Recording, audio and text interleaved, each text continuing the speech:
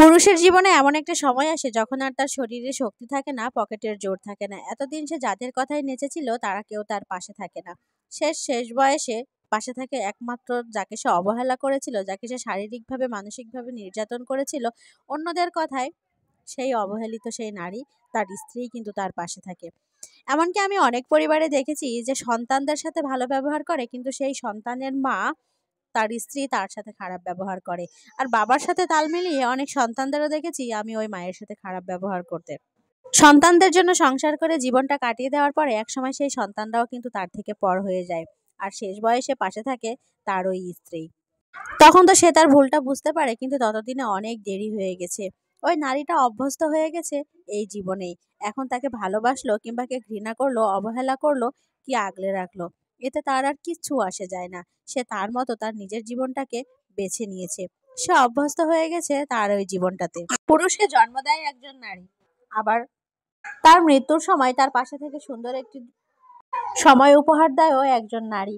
কিন্তু পুরুষ তার জন্ম দেওয়া মায়ের প্রতি যে পরিমাণ সদাচরণ করে, ঠিক তার অর্ধেকটা সদাচরণও তার স্ত্রীর প্রতি করতে পারে না। কেন জানি না, এই সমাজে এইটাই প্রচলিত। যতদিন তার গায়ের জোর থাকে ততদিন সে স্ত্রীকে তো মানুষই মনে করে না। যখন তার আর কোনো কিছু থাকে না, ঠিক সেই সময়ে সে কিন্তু তার স্ত্রীর কাছেই থাকে। আসলে সময় থাকতেই আমাদের সবার সাবধান হওয়া উচিত। যে স্ত্রী যৌবনকালে স্বামীর ভালোবাসা পায়নি, সে যদি বৃদ্ধকালে তার সেবা যত্ন করেও, সেটা কিন্তু নিতান্ত দায় থেকে করে, মন থেকে কোনো কিছুই করে না। তিক্ততার সাথে করে, কোনো কিছুই ভালোবেসে করে না, জাস্ট দায়বদ্ধতা। এই জন্য আমি পুরুষদেরকে বলবো, আপনারা সময় থাকতেই সাবধান হয়ে যান। বৃদ্ধ বয়সে আপনার যে অবলম্বন, তাকে অবহেলা করবেন না। তাকে যত্নে রাখুন, আগলে রাখুন।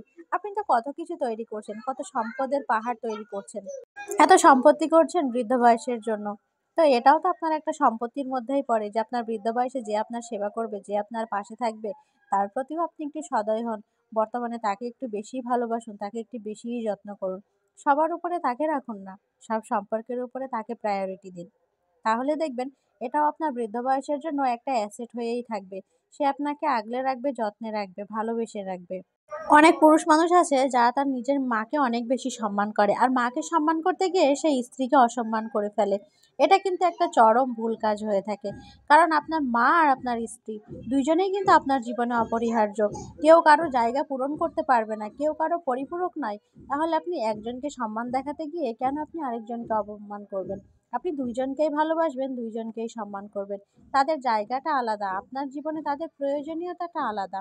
কাউকে ছাড়াই আপনি চলতে পারবেন না।